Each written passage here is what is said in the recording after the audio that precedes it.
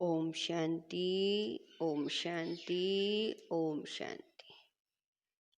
8/11/23 प्रातः मुरली। ओम शांति। बाप दादा मधुबन।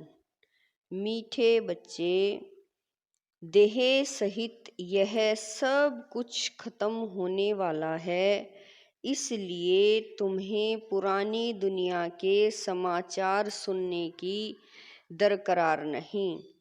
तुम बाप और वर्षे को याद करो। प्रश्न है, श्रीमत के लिए गायन कौन सा है? श्रीमत पर चलने वालों की निशानी सुनाओ। उत्तर है, श्रीमत के लिए गायन है जो खिलाएंगे, जो पहनाएंगे, जहाँ बिठाएंगे वही करेंगे। श्रीमत पर चलने वाले बच्चे बाप की हर आज्ञा का पालन करते हैं, उनसे सदा श्रेष्ठ कर्म होते हैं। वे कभी श्रीमत में अपनी मन मत मिक्स नहीं करते। उनमें राइट और रोंग की समझ होती है। गीत है, बनवारी रे जीने का सहारा तेरा नाम रे, मुझे दुनिया वालों से क्या काम रे। ओम शांति। यह गीत किसका है? बच्चों का। कोई गीत ऐसे भी होते हैं जिसमें बाप बच्चों को समझाते हैं, लेकिन इस गीत में बच्चे कहते हैं कि बाबा अब तो हम समझ गए, दुनिया को तो पता नहीं कि कैसी यह झूठी दुनिया है, झूठे बंधन है, यहाँ सब दुखी हैं। तब तो ईश्वर को याद करते हैं। सतयुग में तो ईश्वर से मिलने की बात ही नहीं है। यहाँ दुख है तब आत्माओं को याद करना पड़ता है। बाबा कह रहे हैं यहाँ दुख है तब आत्माओं को याद पड़ता है, परंतु ड्रामा अनुसार बाप मिलते ही तब हैं जब स्वयं आते हैं। बाकी और जो भी पुरुषार्थ करते हैं सब व्यर्थ है, क्योंकि ईश्वर को सर्वव्यापी मानते हैं। ईश्वर का रास्ता गलत बताते हैं। अगर कहें कि ईश्वर और उनकी रचना के आदि मध्य अंत को हम नहीं जानते हैं तो यह बोलना सच है। आगे ऋषि मुनि आदि सच बोलते थे। उस समय रजोगुणी थे। उस समय झूठी दुनिया नहीं कहेंगे। झूठी दुनिया नरक कलयुग अंत को कहते हैं। संगम पर कहेंगे यह नरक है, वह स्वर्ग है। ऐसे नहीं द्वापर को नरक कहेंगे। उस समय फिर भी रजो प्रधान बुद्धि है, अभी है तमो प्रधान। तो हेल और हेविन संगम पर लिखेंगे। आज हेल है कल हेविन होगा। यह भी बाप आकर समझाते हैं। दुनिया नहीं जानती कि इस समय कलयुग का अंत है। सब अपना अपना हिसाब किताब चुकतू कर अंत में सतो प्रधान बनते हैं। फिर सतो रजो तमो में आना ही है। जिनका 1-2 जन्म का पार्ट है वह भी सतो रजो तमो में आते हैं। उन्हों का पार्ट ही थोड़ा है। इसमें बड़ी समझ चाहिए। दुनिया में तो अनेक मत वाले मनुष्य हैं, सबकी एक मत तो नहीं होती। हरेक का अपना अपना धर्म है, मत अपनी अपनी है।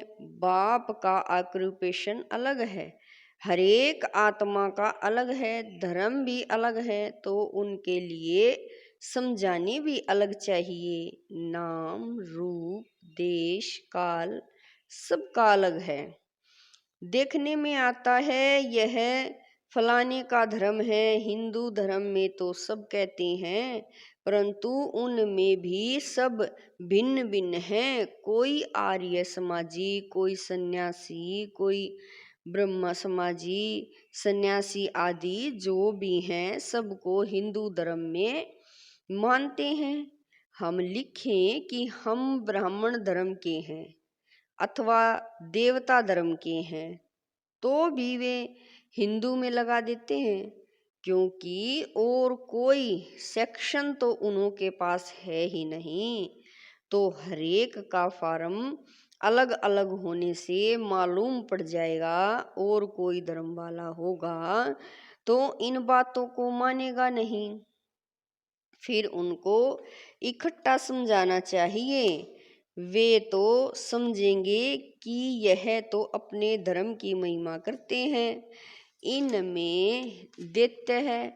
समझाने वाले बच्चे भी नंबरवार हैं, सब एक समान तो है नहीं, इसीलिए महारथियों को बुलाते हैं। बाबा ने समझाया है, मुझे याद करो, मेरी श्रीमत पर चलो, इसमें प्रेरणा आदि की कोई बात नहीं। अगर प्रेरणा से काम हो तो फिर बाप के आने की दरकार ही नहीं।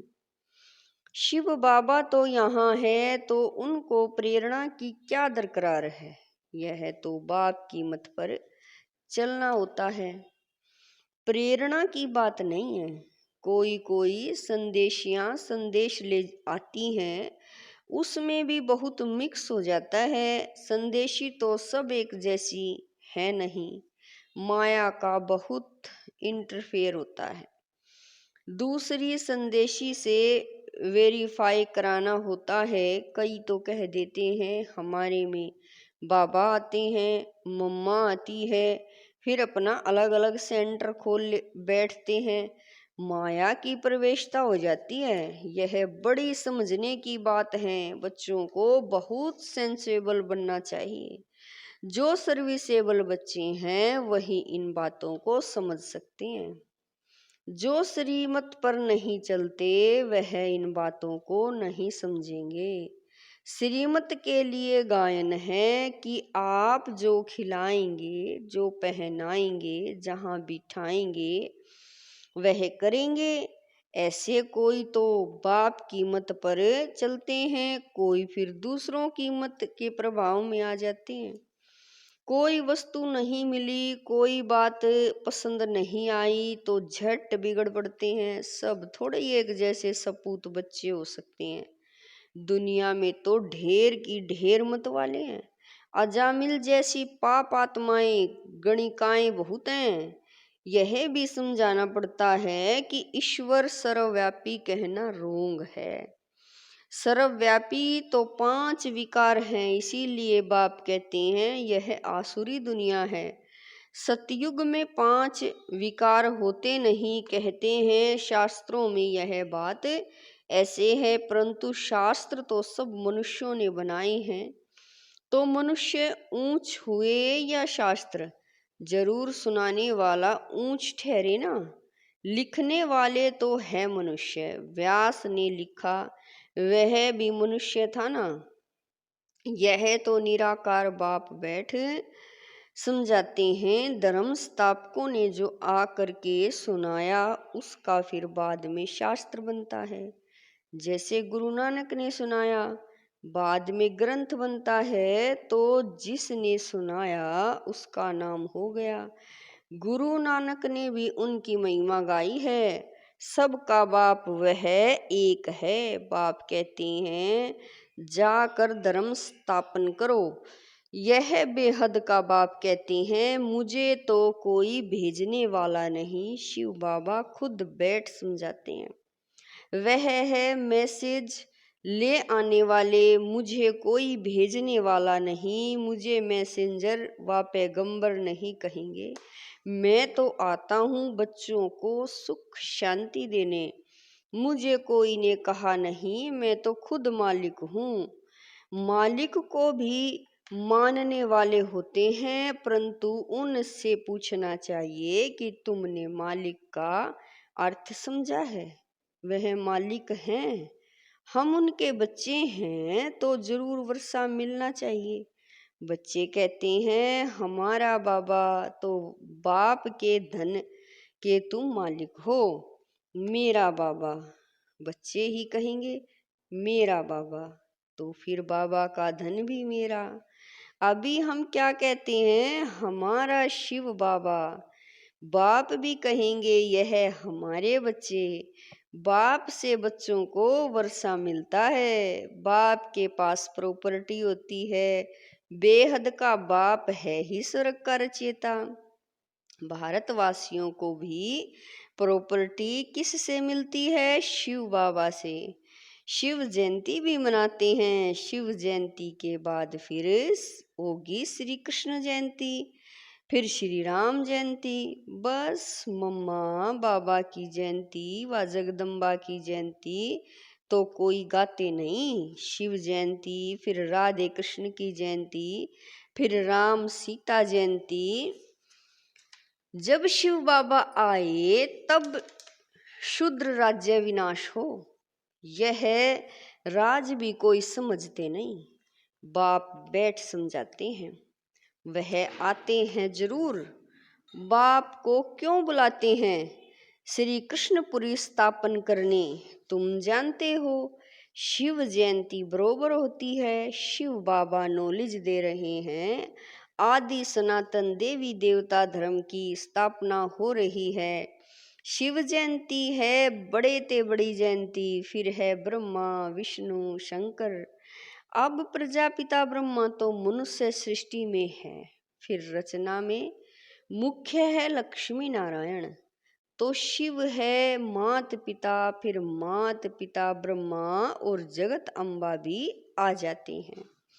यह समझने और धारण करने की बातें हैं। पहले पहले समझाना है। बाप परम पिता परमात्मा आते हैं पतितों को पावन करने।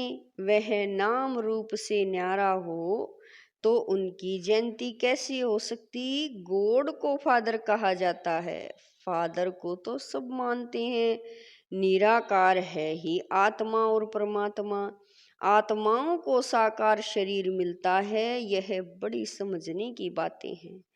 जो कुछ भी शास्त्र आदि नहीं पढ़ा हुआ हो तो उसके लिए और ही सहज है। आत्माओं का बाप वह परम पिता परमात्मा स्वर्ग की स्थापना करने वाला है। स्वर्ग में होती है राजाई तो जरूर उसको संगम पर आना पड़े। सतयुग में तो आ न सके। वह प्रारब्ध 21 जन्मों का वर्षा संगम पर ही मिलता है। यह संगम युग है ब्राह्मणों का। ब्राह्मण है चोटी, फिर है देवता का युग। हरेक युग 1250 वर्ष का है।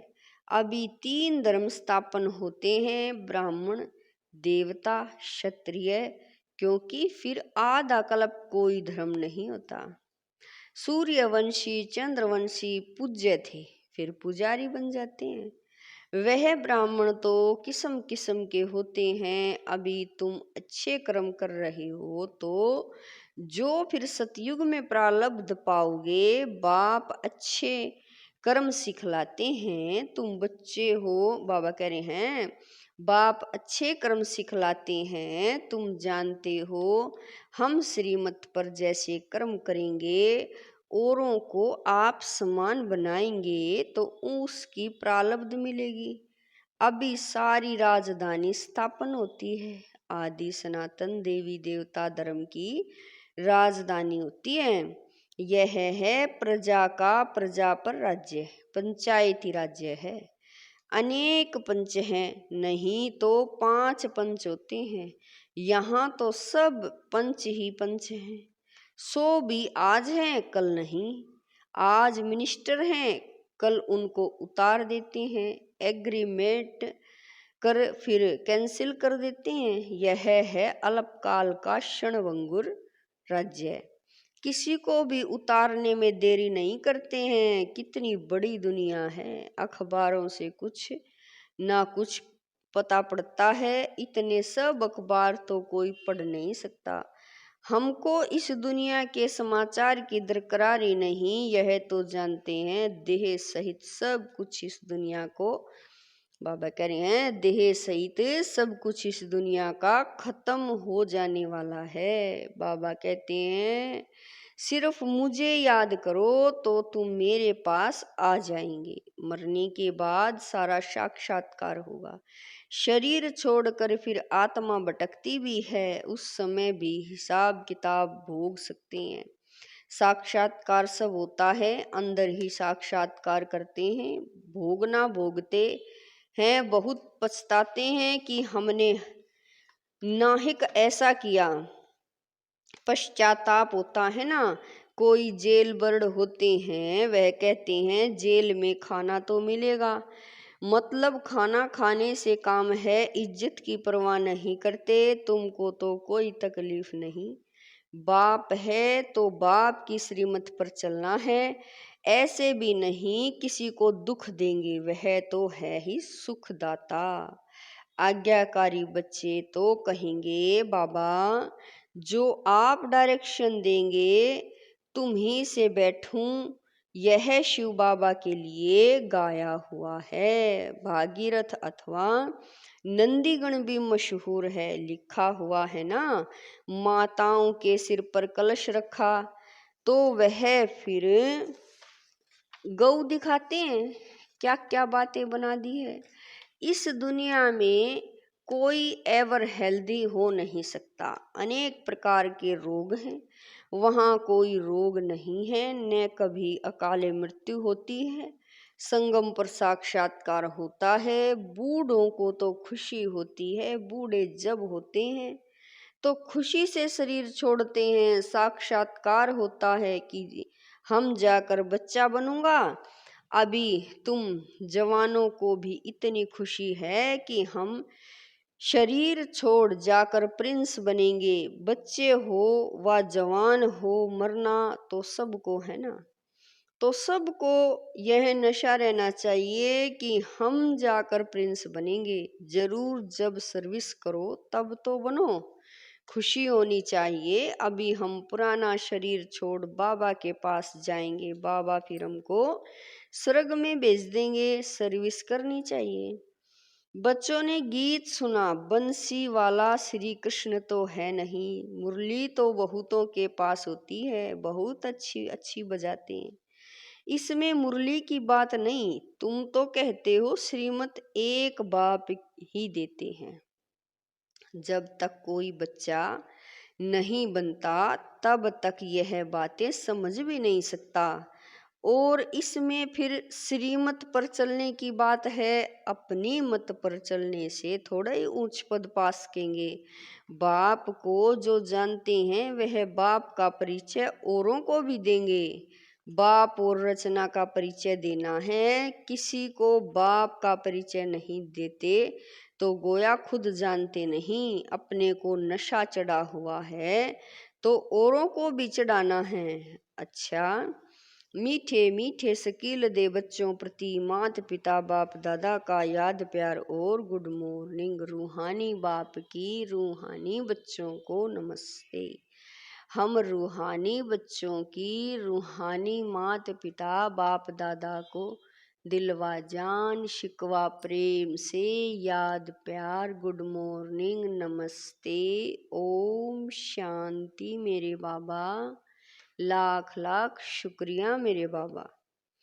धारणा के लिए मुख्य सार है, नंबर 1, श्रीमत पर सदा श्रेष्ठ कर्म करनी है। श्रीमत पर सदा श्रेष्ठ कर्म करने हैं, दूसरों की मत के प्रभाव में नहीं आना, सपूत बन हर आज्ञा का पालन करना है। जो बात समझ में नहीं आती है उसे वेरीफाई जरूर कराना है। नंबर 2, सदा इसी नशे व खुशी में रहना है कि हम यह पुराना शरीर छोड़ प्रिंस बनेंगे। नशे में रह ईश्वरीय सेवा करनी है। वरदान है, निंदक को भी अपना मित्र समझ सम्मान देने वाले ब्रह्मा बाप समान मास्टर रचयिता भवै। वरदान है, निंदक को भी अपना मित्र समझ सम्मान देने वाले ब्रह्मा बाप समान मास्टर रचयिता भवै। जैसे ब्रह्मा बाप ने स्वयं को विश्व सेवादारी समझ हर एक को सम्मान दिया, सदा मालेकम सलाम किया। ऐसे कभी नहीं सोचा कि कोई सम्मान देवे तो मैं दूं। निंदक को भी अपना मित्र समझकर सम्मान दिया। ऐसे फॉलो फादर करो, सिर्फ सम्मान देने वाले को अपना नहीं समझो, लेकिन गाली देने वाले को भी अपना समझ सम्मान दो, क्योंकि सारी दुनिया ही आपका परिवार है। सर्व आत्माओं के तना आप ब्राह्मण हो, इसीलिए स्वयं को मास्टर रचयिता समझ सबको सम्मान दो, तब देवता बनेंगे। स्लोगन है, माया को सदा के लिए विदाई देने वाले ही बाप की बधाई के पात्र बनते हैं। स्लोगन है, माया को सदा के लिए विदाई देने वाले ही बधाई के पात्र बनते हैं। ओम शांति। मेरे बाबा।